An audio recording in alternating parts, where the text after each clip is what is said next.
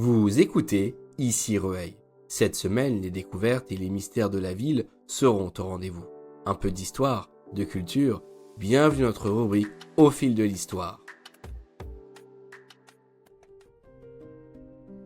Vous en avez sans doute déjà écrit une, glissée dans une valise ou envoyée depuis un lieu de vacances. Mais saviez-vous qu'au début du XXe siècle, Rueil était l'un des hauts lieux de fabrication de cartes postales en France?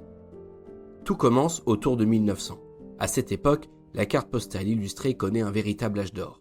On s'écrit, on collectionne, on échange et surtout, on découvre le monde à travers ces petites images imprimées. À Rueil, l'activité s'organise rapidement.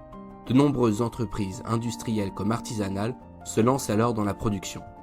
Les premières cartes sont imprimées en noir grâce à un procédé appelé phototypie, parfois rehaussé de couleurs à la main.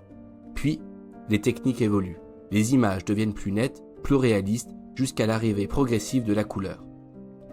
Parmi les pionniers, un nom se distingue, celui du photographe et éditeur Hossart, bientôt rejoint par Eugène Capelle.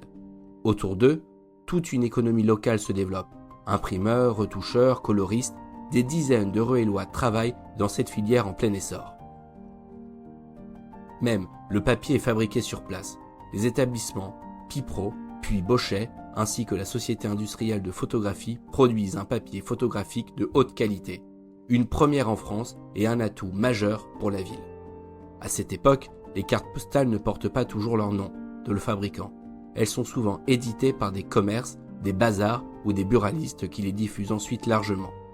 Certaines séries sont même réalisées par des éditeurs extérieurs venus immortaliser les paysages ruellois.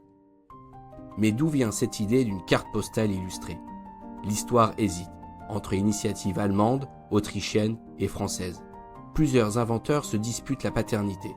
Ce qui est sûr, c'est qu'à la fin du XIXe siècle, le succès est fulgurant. Des monuments comme la Tour Eiffel deviennent des icônes reproduites à l'infini, et des passionnés comme Dominique Piazza contribuent à faire connaître les régions françaises à travers ces images.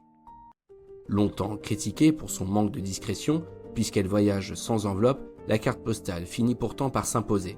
Elle entre officiellement dans les échanges internationaux à la fin du XIXe siècle et devient un véritable phénomène de société.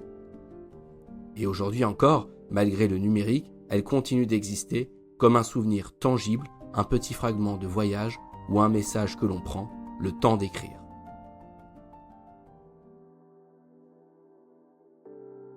C'était Maximilien sur Ici Rueil. Rendez-vous sur les plateformes d'écoute. Et n'oubliez pas de vous abonner. À la semaine prochaine pour un nouvel épisode.